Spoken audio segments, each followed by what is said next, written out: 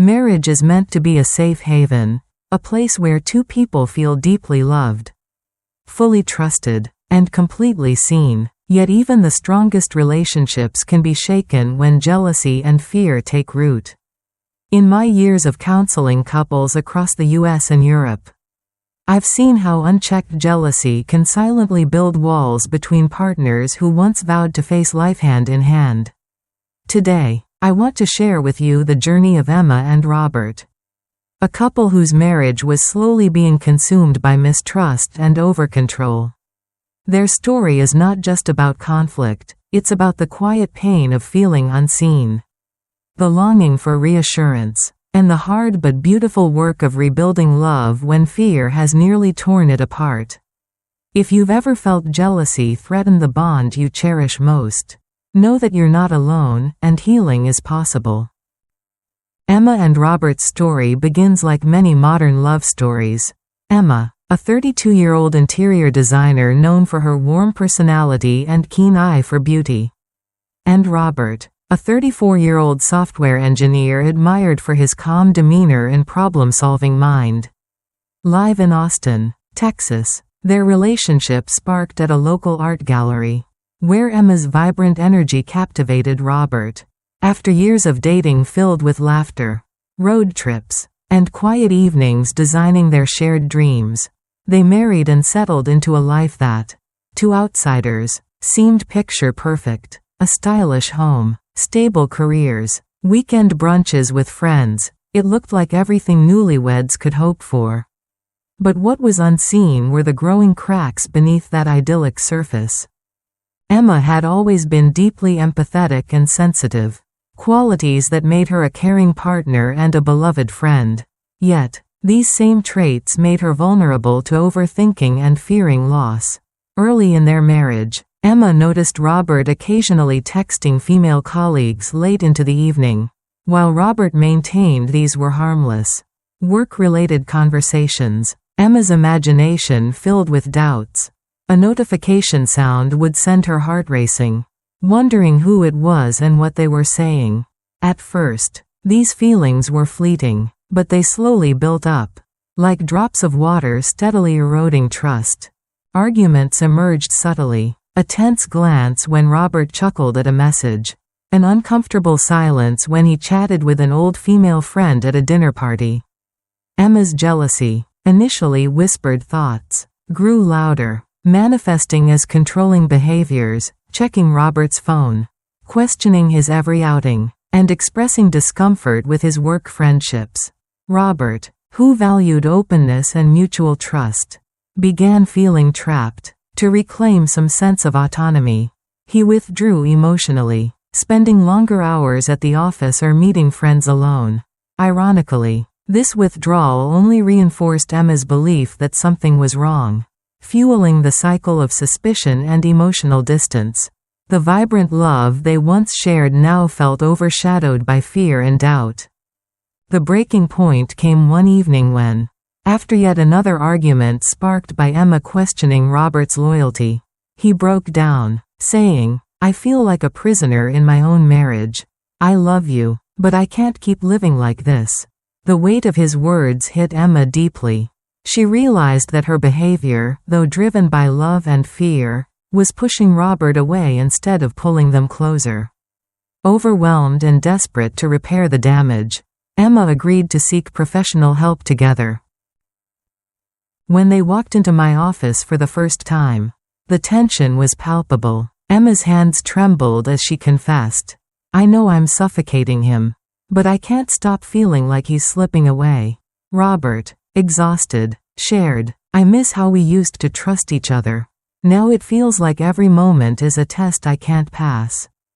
As a marriage counselor, my role was not to assign blame but to gently untangle the fears and miscommunications that had led them here. The first step in therapy was understanding the root of Emma's jealousy. Excessive jealousy often stems from personal insecurities or past traumas, not necessarily from a partner's behavior. Through guided sessions, Emma revealed a painful chapter of her past. Her father had left her family during her teenage years for another woman.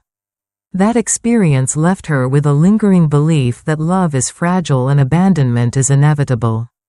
Every time Robert interacted with another woman, it triggered that old wound, whispering that history was destined to repeat itself. Recognizing this connection was a breakthrough moment. It allowed Emma to see that her reactions were less about Robert's actions and more about unresolved pain she carried.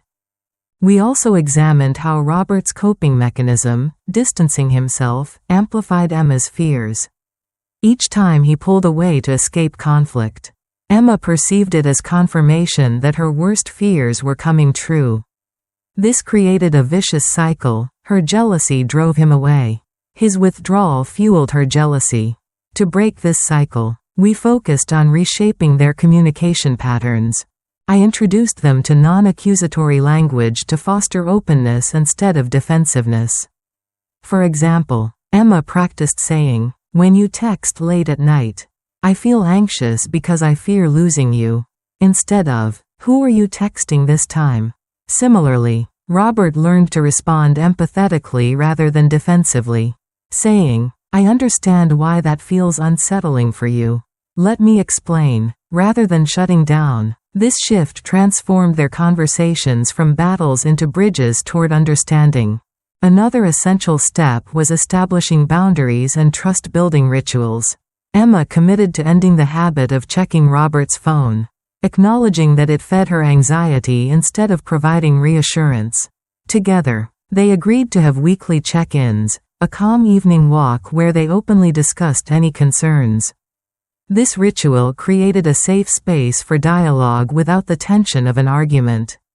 Robert also agreed to increase transparency in his professional relationships, occasionally inviting Emma to join social events with colleagues to help her see firsthand that there was nothing to hide. We introduced self-soothing strategies for Emma to manage jealousy in real time. She learned grounding exercises, like deep breathing and writing down her feelings before reacting. She also leaned on a supportive friend to talk through irrational fears before bringing them to Robert. This approach gave her the chance to process emotions instead of letting them explode during confrontations. Robert, in turn, practiced demonstrating reassurance proactively. Small gestures, sending Emma a midday text saying he was thinking of her or offering a hug when he noticed her anxiety, helped rebuild a sense of safety. These were not grand gestures but consistent affirmations that he was present and committed. We also explored Emma's self-worth beyond the relationship. She began pottery classes, reigniting a personal passion, and spent more time with friends.